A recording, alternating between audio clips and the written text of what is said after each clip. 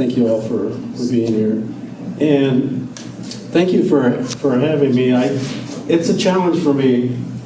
Usually what I do is I present this to students, and I use the term rocks, animals, and plants, and tie it into the California state standards.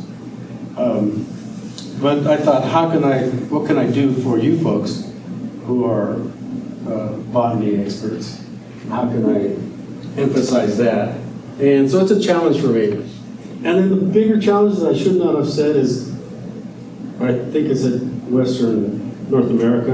Nah, let's just keep it California, the Great Basin, and some of the desert, and pop into Mexico a little bit. That's where I'm from. But my parents brought me as a 1-year-old and into the Central Valley. And I started teaching a few years ago in outdoor education. So I love being outdoors.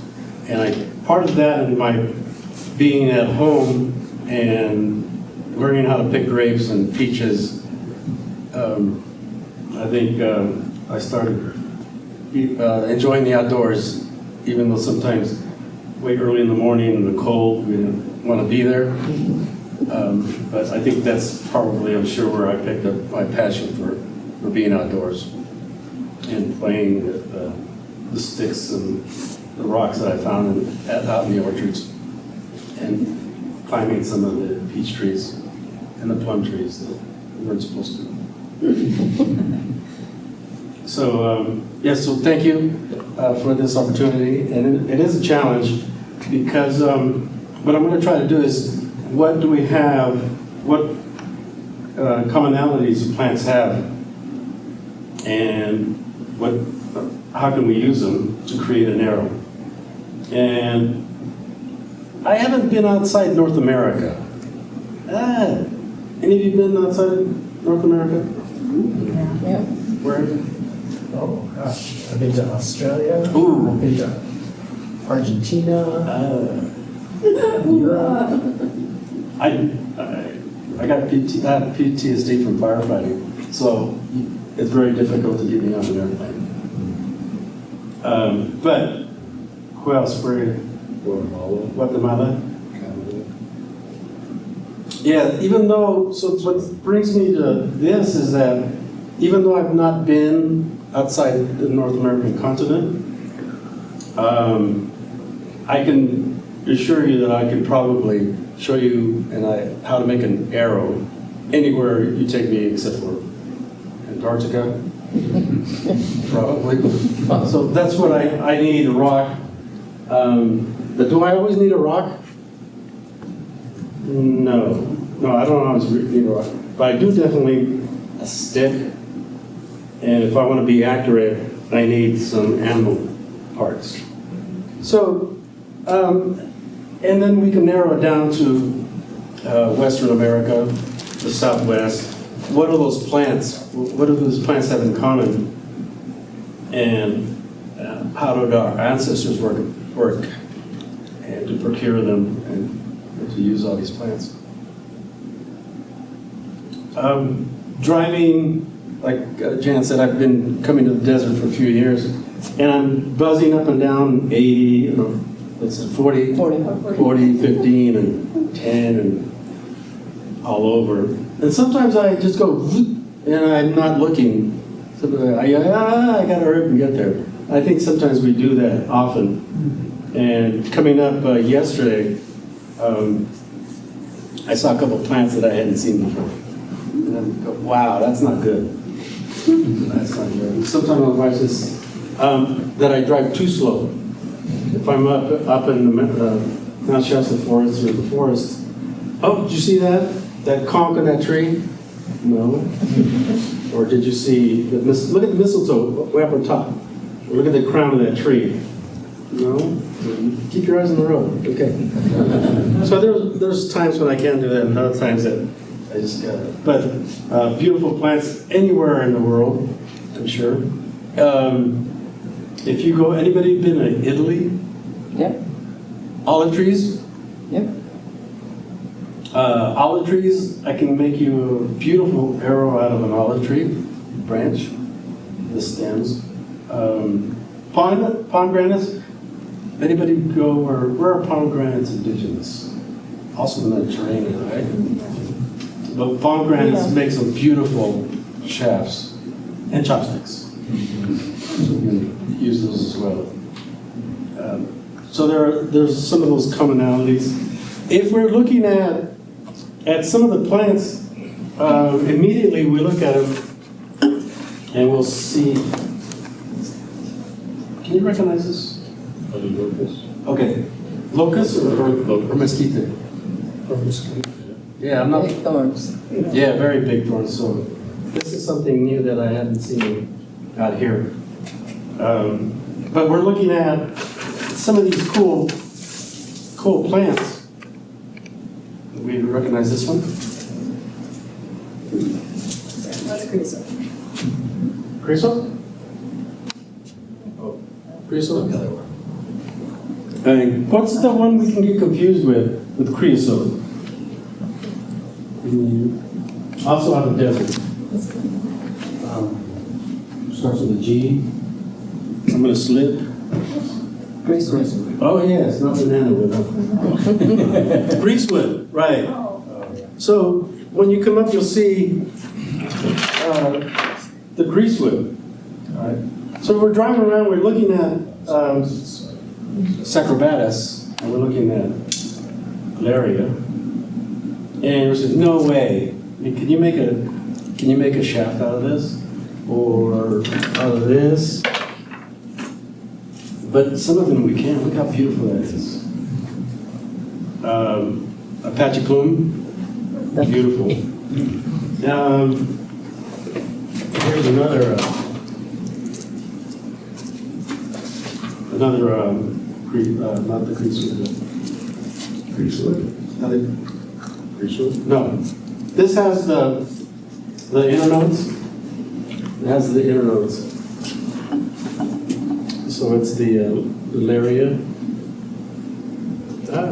Sorry, I'm just spacing all over there. But catch up. But my point with that is that if we're looking at these plants and we think, no way, no way, no way, but then we have proof that our ancestors used them, then what did we do? What did our ancestors do to be able to cultivate that? Do they look around and say, oh, wow, there's a cool one, I'll use that? What do you think? Probably experimented. Experimented? So, what's your name, sir? Jim. Jim?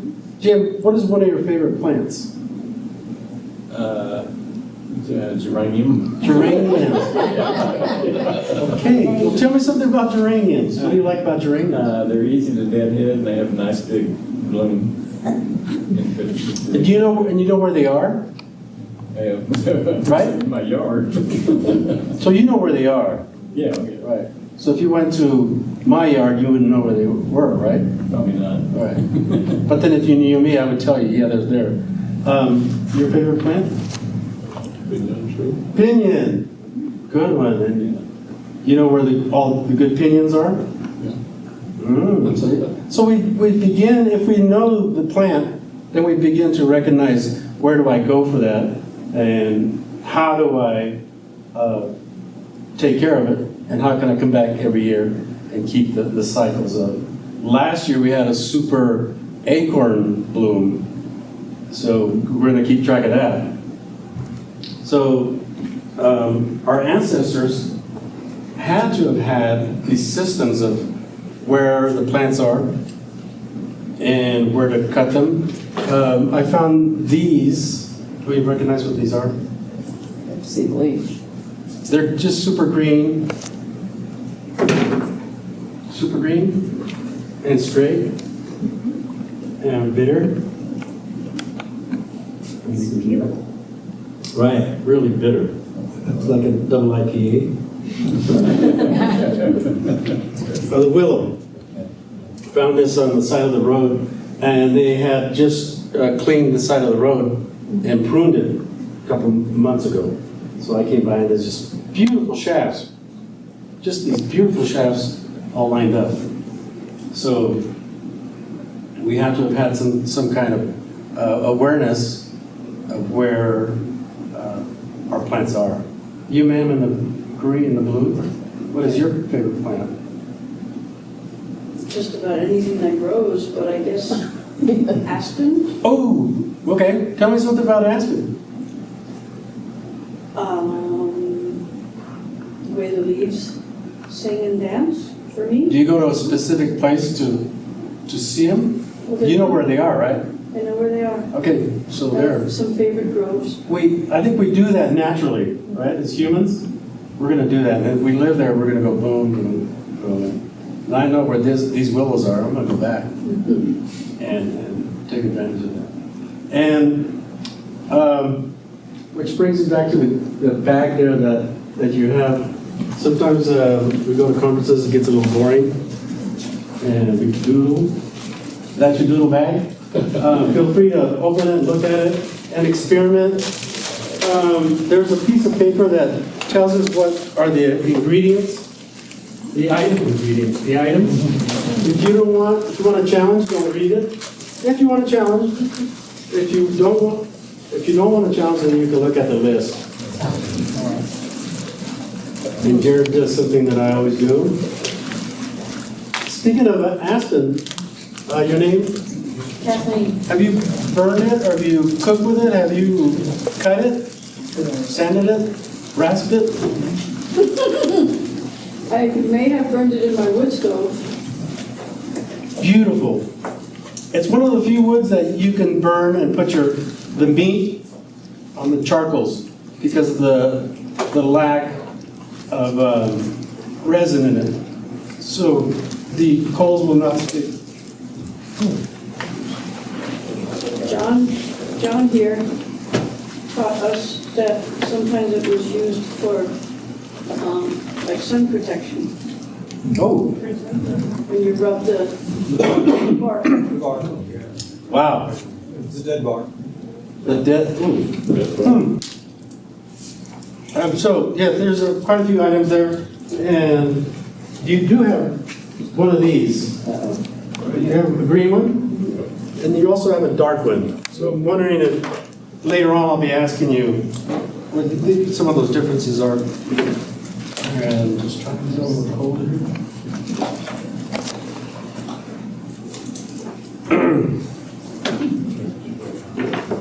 Yes, feel free to ask any questions on these items. Back to Green and the dark. the willow. We want to be able to start with, if you're in a hurry, then start with something that's straight. If you're in a hurry, then start with something that's straight. And willow is really flexible. And I think that if there's going to be a difference if you leave the bark on. The green one has the bark.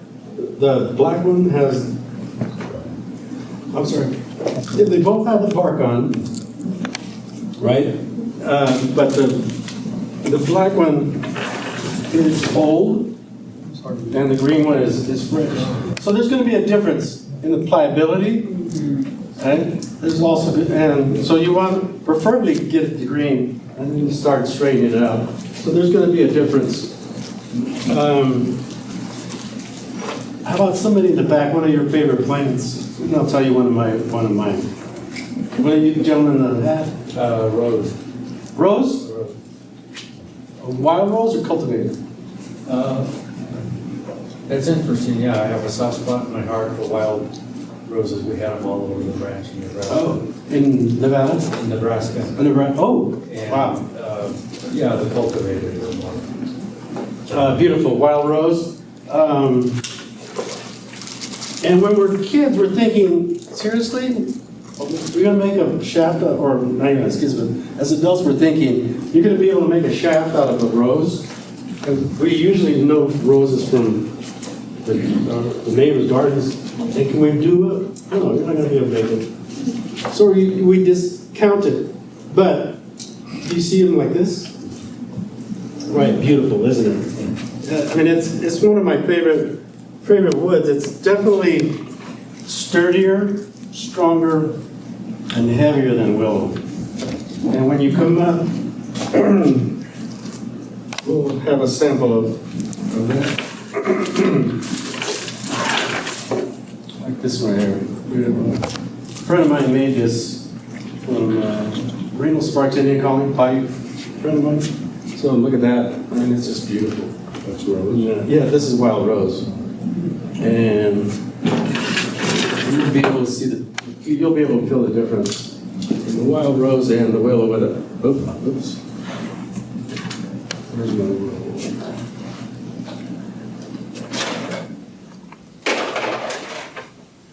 There's a willow.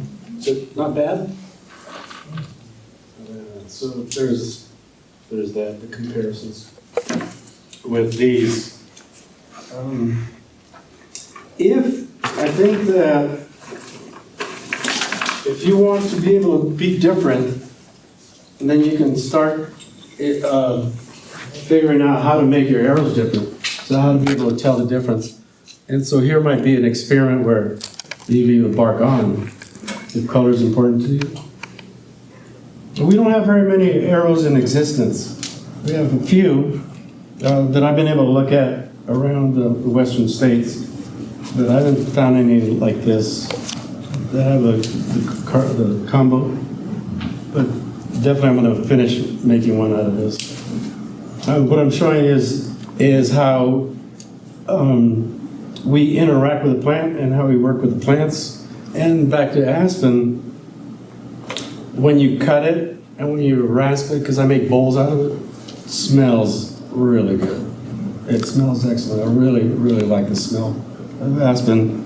And do any of you have any plants in your garage floor? In the garage floor. Plants in your garage? Or just, because when I peel this and clean it, I just leave it in the garage floor. Or when I travel, I put one of these on the dashboard. The smell. So what I'm learning is when I'm looking at a plant, and Tiffany, if you're looking at a plant, what do you think when you see a plant that you like? What do you think about? I want to take it home. How do you take it? Okay, that's good. You're going to use it. I'm being honest. God. How to take it home? Jared, how about you? When I look at the plant, like a sweet plant. Sweet. And I have to be careful when I'm driving around and I look at it, like today finding, for example, I'm seeing this one, the Apache plume. I go, wow, this is beautiful. So I shouldn't do so much as how can I use it, but then when I get home, I understand more of the beauty once I start peeling it and cutting it and bending it, and just to feel like the wild rose, how super soft. This plant. So I have to be careful, not always think that's just a resource, and how can I use it, and just the materialistic, but more like how can I appreciate that later on, and just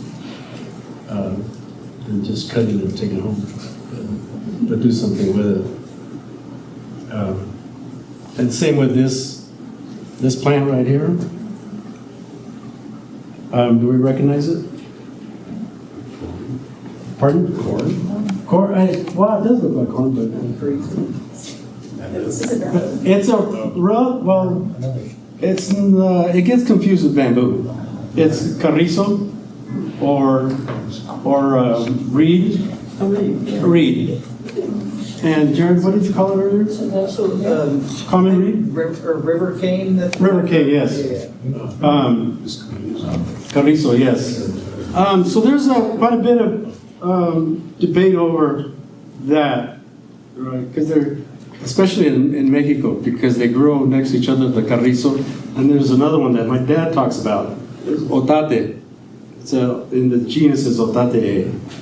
Otate. So it's going to be a lot like the carrizo and the bamboo. But this is, pardon? You could make a flute. Which one do you have? I don't know, I thought it was the carrizo. Let me take a look. Oh, cool. Tell me, feel that, please. Between, the difference between that and this one. It's got ribs. Oh, there it is. There's your clue, and there's a carrizo. You have a carrizo in your tray. So tell me about the ribs. The green one? Oh, I see it, yeah.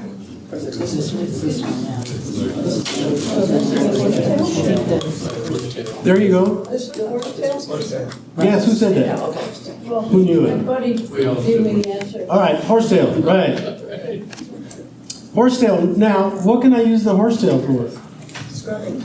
Scrubbing and making an arrow. Scrub what? Which reminds me of this one. Scrub the bark off? Not strip it? It's not strong enough to strip. Well, it has a lot of silica, right? Exactly, the silicas. Yeah, So it's cool how you, yeah. It's a scrubbing. see how you do it again? When you scrub. There you go, good. So you get that break. Abrasive. Exactly, the silicates are the abrasive. So that's our sandpaper. That's our sandpaper. Excellent. And then what my mom would say, go get some horsetail at the Mexican store. So, 99 cents, horsetail. Oh, horsetail. So when you're done, Helen, right? Close enough. When we're done cleaning or sanding, we're gonna rinse it and then make a tea out of it. Yeah, so definitely a tea out of that. And I'll explain that horsetail. You can use that horsetail. There's another item you can use that horsetail in your bag. See if somebody can tell me what it is. Other than horsetail, you say? Pardon? Other than the horsetail? No, what can you, other than a wood, what else can you use that horsetail on? Are you saying to process the stick, to sand it down? Because Other than the wood, what else is in there that, Obsidian? can we use it on the obsidian? No. No, not strong enough. Soapstone? Yes, I'll jump to that. Okay. So you know soapstone. Well, I'm feeling it, so you can tell. Soapstone, talc. Yeah, a piece of talc. All right. We do have, Jared, there's a shaft strainer in our collection. We're trying to still look at it carefully, but it's about this size. It's small, but it's definitely the stereotype. So we can use that the horsetail on that soapstone.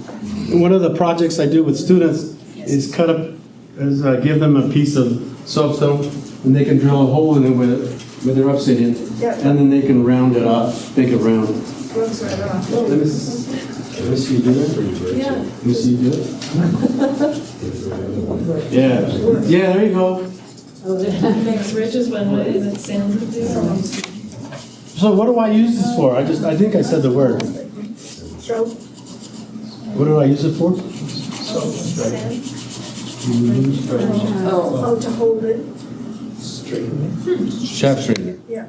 So I'm going to heat the rock, which it's excellent for heat retention, and always burning my hands. So if I'm going to straighten this, the carrizo, then I'm going to heat that and move the shaft back and forth on this, transfer the heat, and then once the heat is transferred to the shaft, then I can start straightening it out, and then go back. After it's dry or when it's green? I have to remove the moisture. So if I'm in a hurry and I do this, it's going to take longer. It's going to take longer for me to take the moisture out of here than to take the moisture out of this one. The moisture's out, pretty much out of this one already. So it'll just take longer, if you feel like it.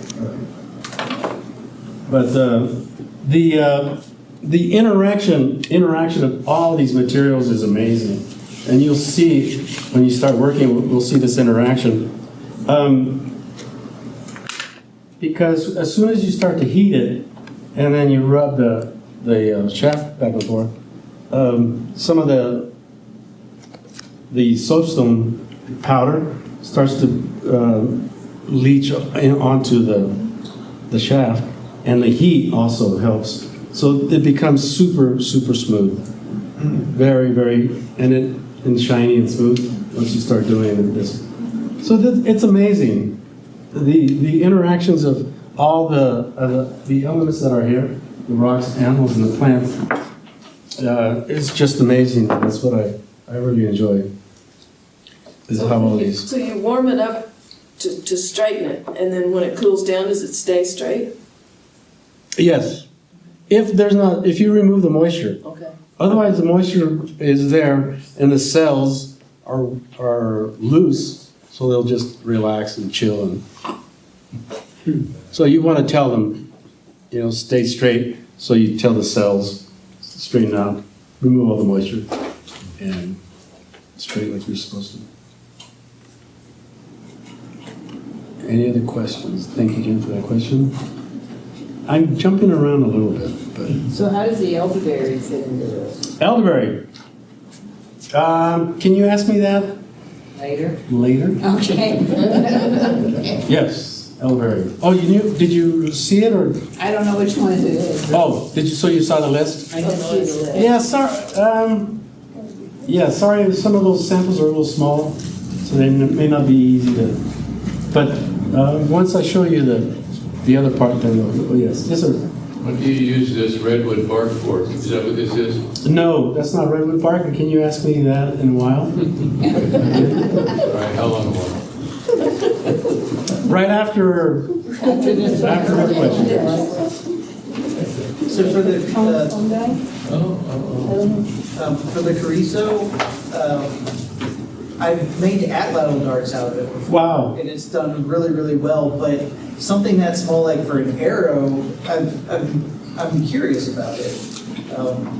How well does it fly? Like, what are the properties? Since it's extremely common and readily available, we'll see it almost all over the world. This is from Africa, and this is probably bamboo from Africa. So Africa, all right, and from my area in Mexico is also, I do have one. So they're common. And in that paper that you sent me, there's a reed one there. So to answer your question, they're not, the length of an arrow should be about this much, right? And so I'm not when I use the reed, it's always a compound. I don't think I've seen it. Whoa, I just lied. These African folks did not make it a compound. Interesting. What do you mean by compound? Well, in America, we use it as a compound. We have one complete arrow, this complete, and then we have an arrow that we have two parts to it. So you mentioned the flute earlier, right? If you look at your carrizo in your bag, it has a hole. All right, so that hole we're going to add a foreshaft. So I mentioned earlier that not everything needs a stone point. If you're shooting at a rabbit, squirrel, anything on the ground, you don't want to, oops. Yeah, you don't want to break your projectile point on that. So we'll just attach a piece of hardwood, and then this is a greasewood. So the greasewood here as attached to here. And I'll show you a couple of complete ones. So this is a composite. And the idea is that I'm hunting and I shoot the deer. This goes to the deer and this falls. Right. That's the theory. You're gonna pull it out and say, oh, I got a bear, I got a deer, I got a raccoon, whatever size that's appropriate, and then you put your point. Even bird points. Bird points are two sticks that are tied together right here. So most likely you want to expand the part of the arrow so that the bird, you hit the bird with easier to hit them than with just the point. So you put a couple of sticks here, and you expand the point this way. So you're saying there's no glue in there? There's no adhesive? Here. Yeah. Generally, no. Okay. But there's some folks that do. Some folks that do use adhesive, and I'll show you some adhesive when we get to Pinion that. pitch? Pardon? Pinion pitch? Yes, that's definitely one. Any kind of pine pitch. Abies? Abies pitch? Firs? Any kind of pitch. Right, that'll do. So we're with the shaft. Let me quickly show you, if I can, we'll make a projectile point and then we'll continue. I'm not a flint napper. I'm not very good. I've only been doing this for 30 years and I still have trouble, as you guys know. So we usually start with a big rock. And the easiest for me is obsidian because it's readily available. And it's way easier to use. It's not as dense, microcrystalline. I like the crystals in it. So to me, it's a lot easier. We're meeting a gentleman later on. Excuse me? Breaks nicely. It breaks nicely, yeah. We're meeting a gentleman later on that is probably going to use, this is a piece of church in Texas as well. Way harder. And it hurts my hand sometimes even to use this. So I can imagine my hand hurting a lot more using the church. Hammerstone, and I'll do here so that it's fly all over.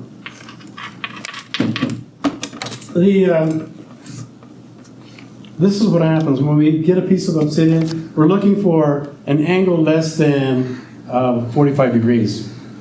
So less than 90 degrees. So this is less than 90 degrees. Otherwise, that when you're pounding on it, the energy builds up right along that 90 degree, and the energy is just forces and it crunches the edges. So we're looking for something very smaller than that. And then we hit it right there. And ideally, this is what happens. Oh, wow. Yeah, beautiful plate, right? And this is perfect if you're gonna bring me a deer for dinner. Sure. All right, cool. Bring me the deer and I'll skin it for you. I'll use this. No problem. I'll just go boom, boom, boom. And So you just did that clean, just that little tap, broke that piece? no, it was a little more Oh, wow. staged. That's what I'm asking. Yeah, you're right. Sometimes it's just, again, it's that experience. You're looking, you're like, boom. Oh, I got lucky. But I don't know about this one. But they're definitely less than 90 degrees. Right? So, on that edge. Just in case.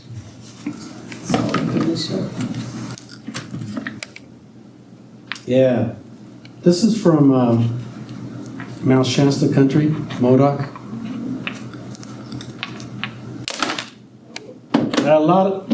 No, not good.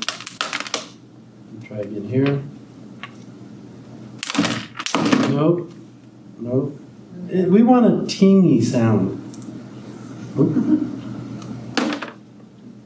Yeah. Plus I'm in a hurry, so, you know. Nope. This is why there's lots of scrap around. Yes. Arrowheads. Lots of, ooh. Possible, I hear that?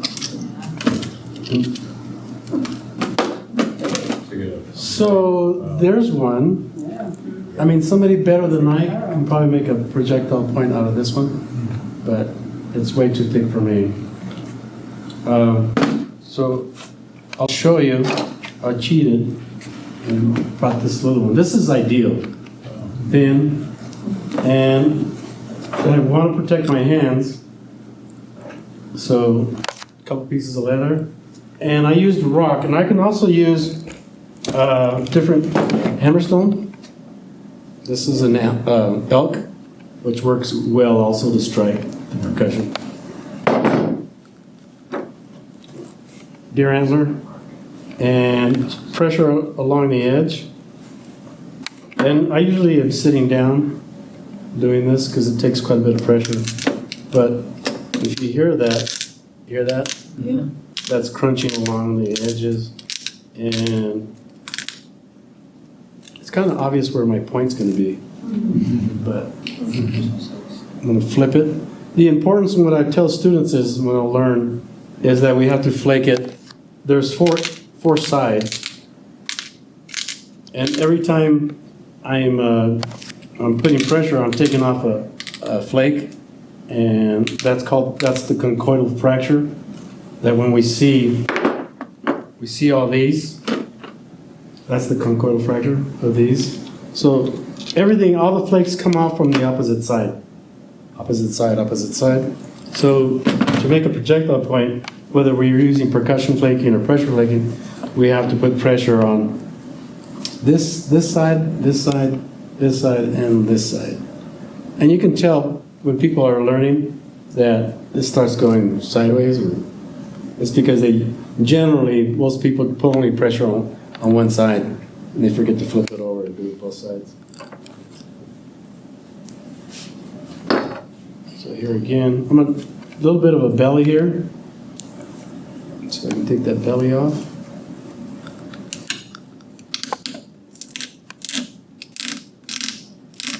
There. Sometimes see my wrist rolling into it. Focus to roll it in, flip it over, and depends on how much of a flake you want, is how much pressure you put on the edge, and all the pressure is right on the point, right on the edge, and push.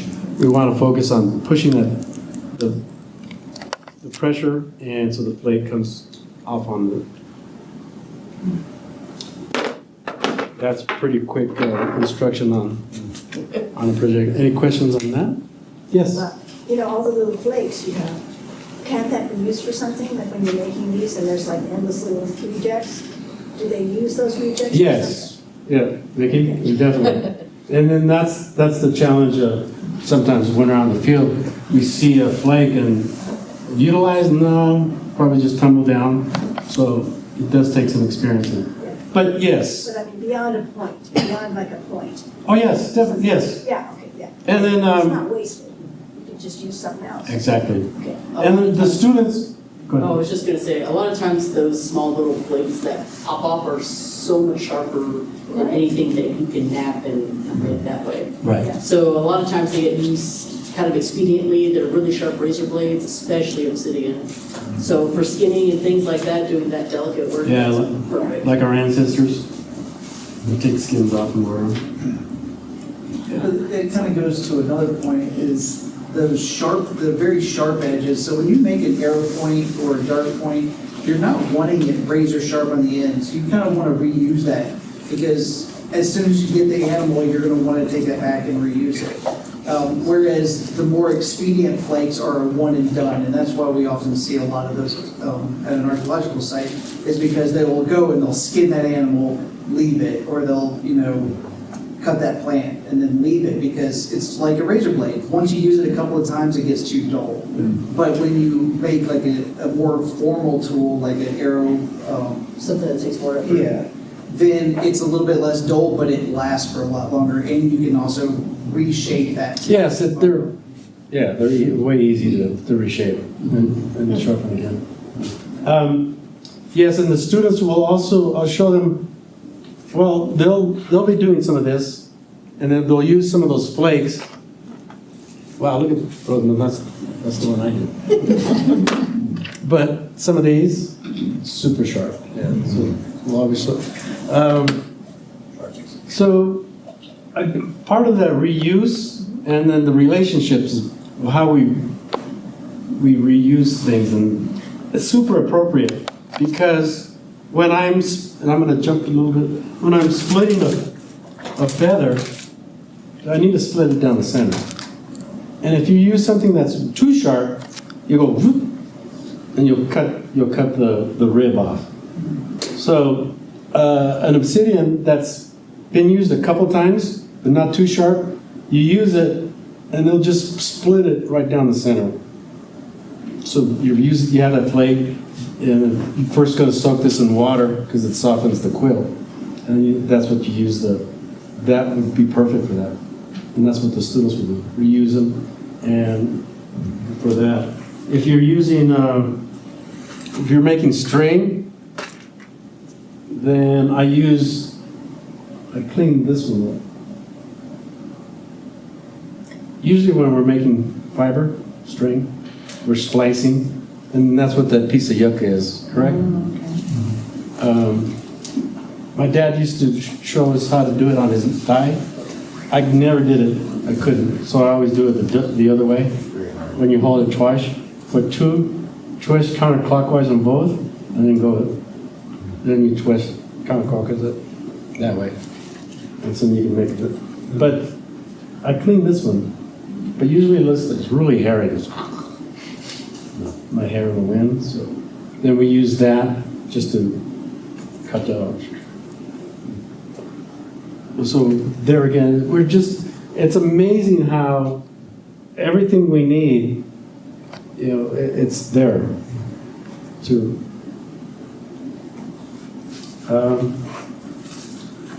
So we're with a different type of sticks, the projectile point. I'm going to attach the projectile point, and I will use that flake to make the notch.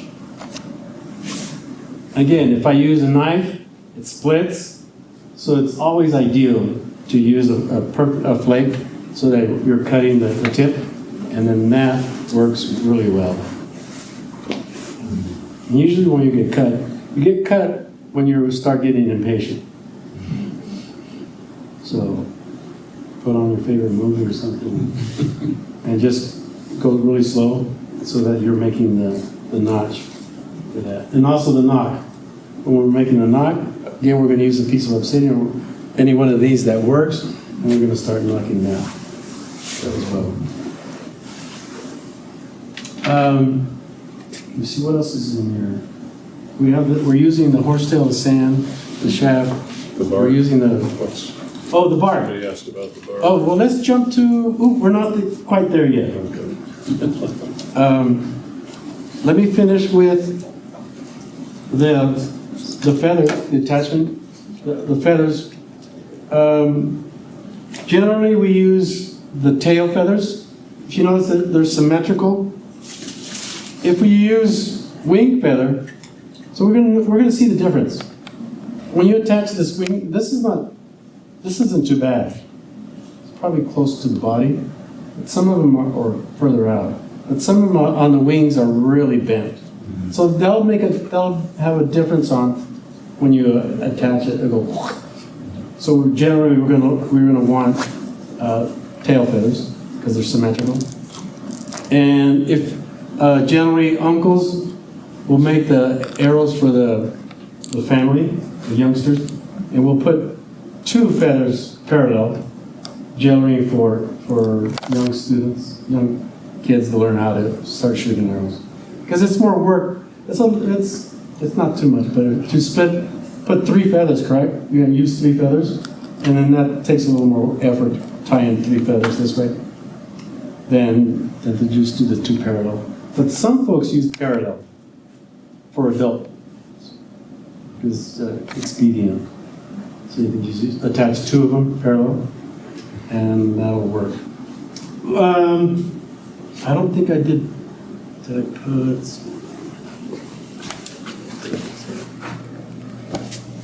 to attach it, we can use vegetable fiber to attach arrowhead and the feathers, but there's something way more efficient than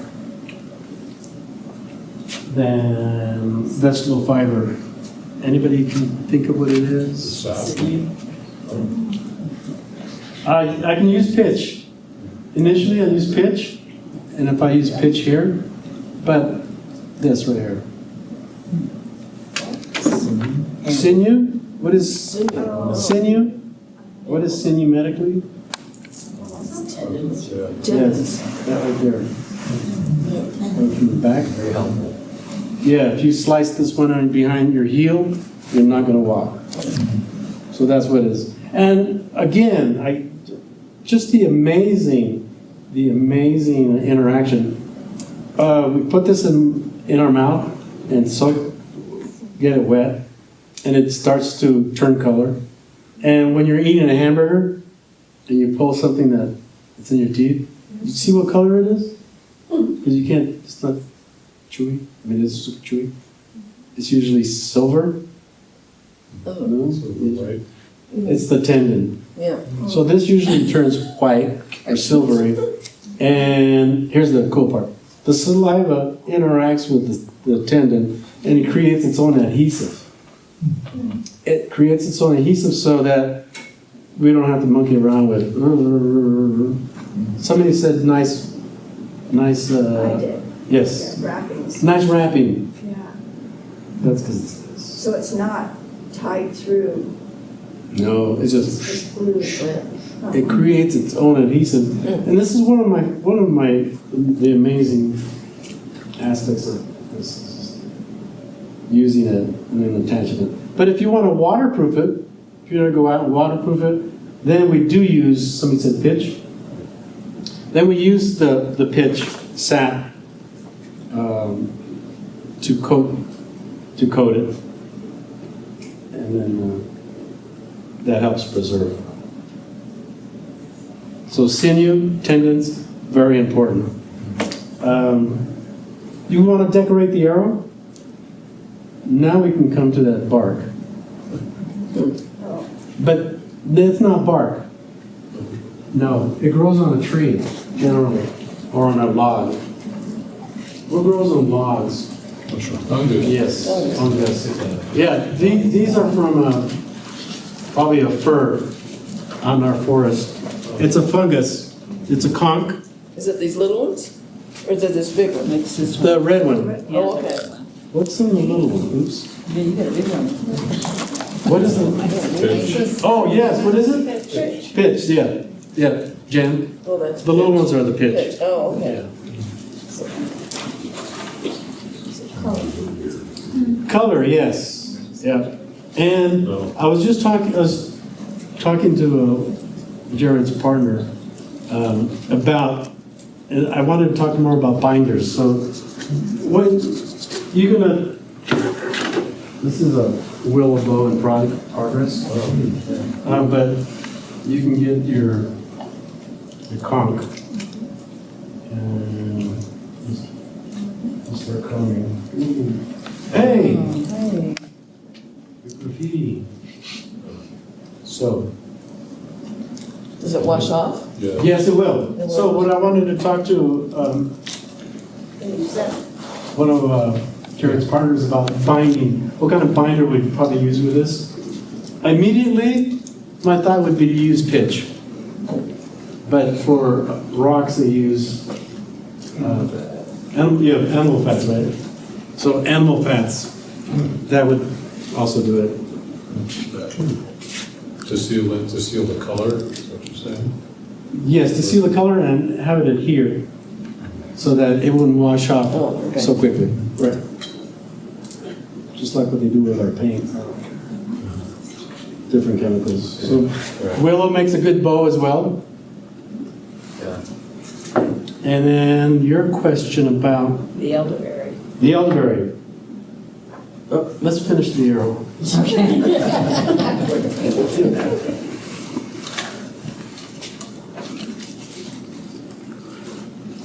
Oh, the Mexican arrow, Mexican arrows. Also, again, I don't know if it's carrizo or rotate.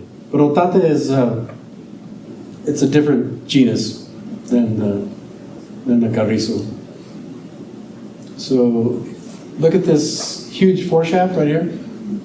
It's probably, it could be mesquite, greasewood, or palo colorado, or palo verde. But it has a red streak, so I'm not sure. But this is Mexican. And paint, that looks like nail polish. So I brought these from Mexico when you could bring things like this on the airplane. So both are four shafts. So this is the Mexican compound that, and then Washoe's student made this in one of our camps. And these are two of them that I made. Playing with turquoise. Of course, we're not going to make it out of turquoise. But this again is a carrizo and the interchangeable foreshaft. And then the carrizo, again, working with it, just amazing. So nice and smooth. You pass that, keep the point up. And this is that's the compound, and this is the single. The single one. That has snow goose feathers, and these are crow feathers.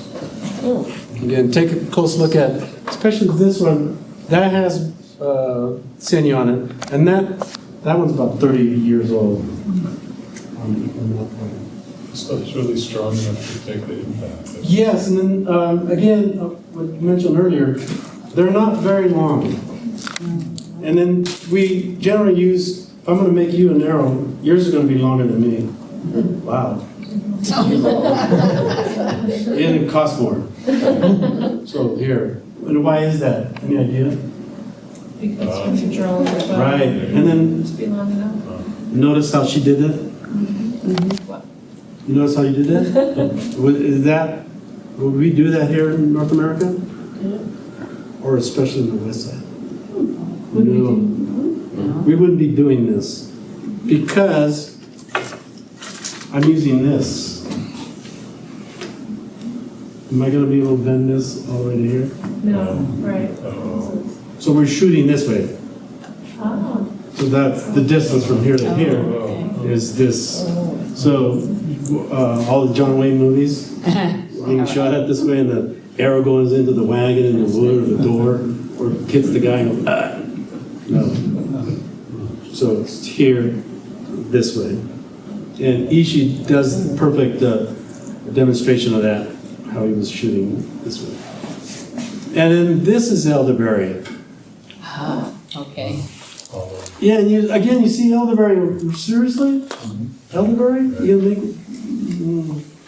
I didn't know. But it also helps us, what helps about the elderberry is this. I didn't make that. That's a natural pit that comes in elderberry, hence the little piece that you have. Is that the- It's normally bent too, isn't it, kind of? No, Yeah, which one is it can. If you're lucky, and it has a bend on it. But That's what I think. Is it this one then? Is that the elderberry? yes. Okay. And again, if I want to paint it, there's something else I can use to paint. So could you go back a step again about the shooting? What's the difference in bending the bow, whether you're pulling it forward or you're pulling it You're going to sideways? want to pull this way. You're going to want to, if you pull this way, you're going to most likely break it because you're pushing Too much. Yes. So this is safer. To not overextend. Yeah, and I've broken quite a few. Which goes first, the string. The bow. Oh, And the string is cool too. So this is fake sinew. Again, for the string, we're going to use maybe the yucca fiber or this one. We recognize this one? Milkweed. Milkweed. Yeah, beautiful fibers. Milkweed. Oh. So we're going to shoot this way. And if I want to paint, there's some stains.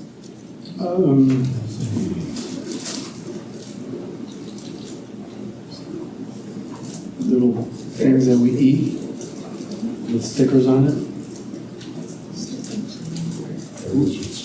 Berries with stickers. It looks like the wild rose. Blackberries, probably easier, yeah. So we'll use the blackberry, the stain, in the color.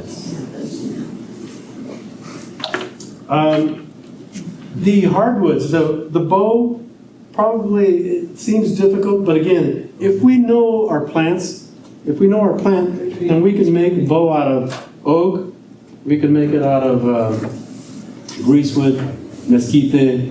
I mean, you can make it almost anything. Again, you just know your wood. A professor out of the University of Riverside, when we were working in Nevada, was always asking us, keep an eye out for junipers, and we have junipers here. So keep an eye out for junipers. If you see a cut here and a cut here, yeah, so you see where I'm going? Right, so if you cut here and you cut here, the bark starts to grow out, dry out, and it starts to push this strip right off the bark. Come back, how long, a year or two later, just peel that off and you start making your bow out of a juniper.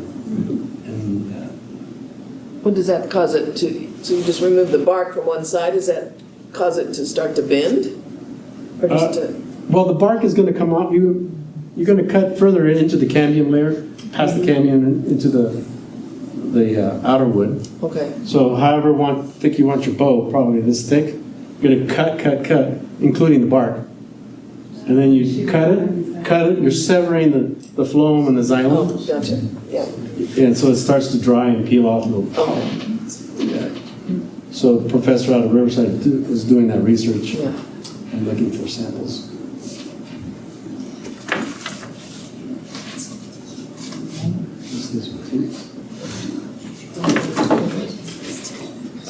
Not good. I guess I was in a hurry. So have you ever used them on your? No. That'd be cruel. I'd have to. To whom? To whom? I'd have to tie down the goat. I'd have to tie down the goat and then shoot it and let her run around so they got Okay. tired. Oh. I wouldn't have to That's track it. beautiful, isn't it? But yeah, again, in the movies, you shoot and boom. So, That's his rule. How large an animal would this take down? Oh, that's good deer. Okay. really? Oh, yes. Good deer and bear. If A you're going bear? to try. Are there always 3 feathers? No. Generally 3, but if you're in a hurry, you can use 2. And then again, if you find 2 of them, that's also for kids training. So generally 3. And I haven't trimmed the goose, those are goose feathers, I haven't trimmed those feathers. What were the big feathers you held up earlier? Were those turkey? Yeah, these are turkey feathers. And those are wing feathers, so I had to really trim them a lot.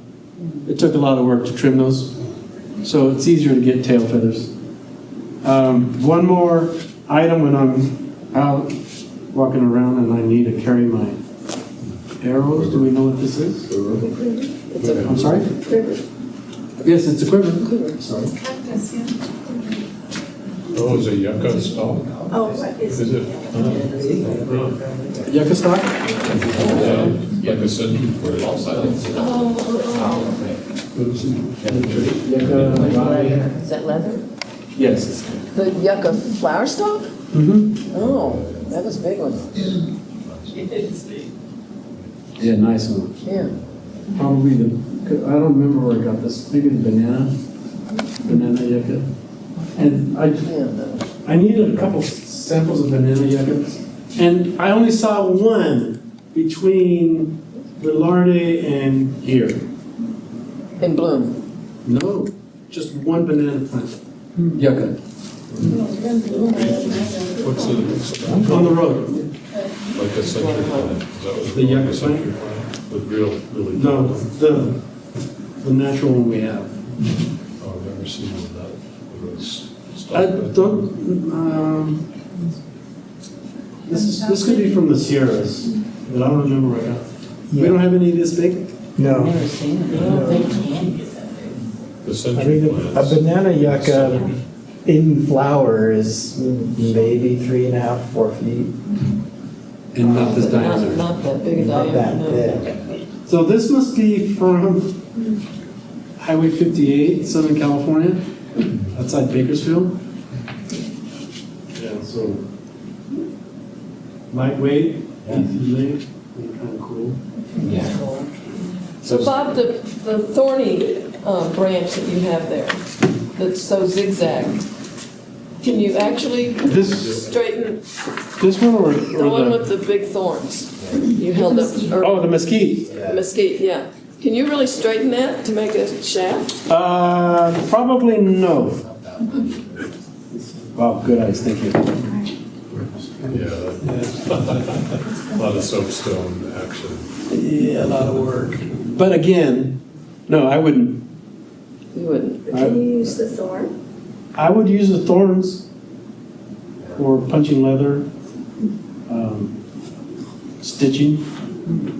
But I would use, again, my ancestors, I'm sure, would look for or cultivated the mesquite if they wanted to make up shafts out of it. Same as these. But these are kind of extremes. Oh, wow. Vines? No, willow. Oh.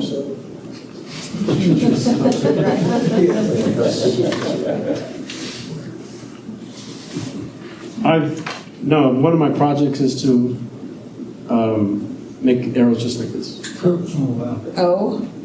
Yeah, they won't fly. Purely decorative. Just to look Purely decorative, yeah. manipulate. And then sterling silver, just pure sterling silver, turquoise. And then the story will be this is coyote arrow, right?